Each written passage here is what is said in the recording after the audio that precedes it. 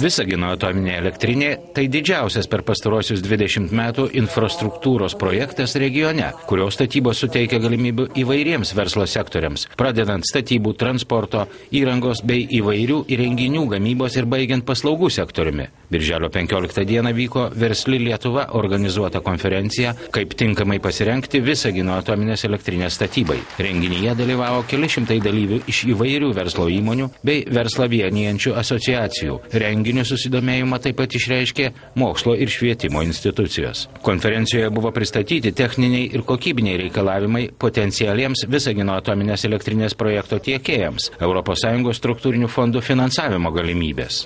Ketiname būti aktyviais konkursų dalyviais atominės elektrinės statyboje įvairiose sferose ir kad tapti ir būti konkurencingais, aišku, reikės tam daug pasiruošti ir tą reikia, aišku, suprantame, pradėti jau nedelsint.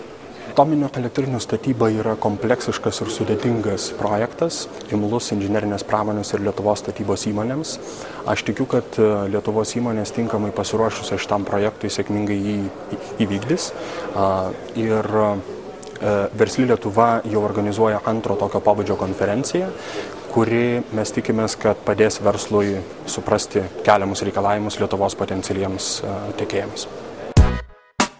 Atlikusi visapusišką ir nepriklausomą Visagino atominės elektrinės projekto vertinimą, Europos komisija, vadovaudamasi Euratomo sutartimi, pateikė teigiamą išvadą dėl Visagino atominės elektrinės projekto. Priimant teigiamą sprendimą, ypač griežtai buvo analizuoti reaktoriaus saugumo klausimai. Europos komisija teigiamai įvertino Hitachi ABVR reaktoriaus technologiją.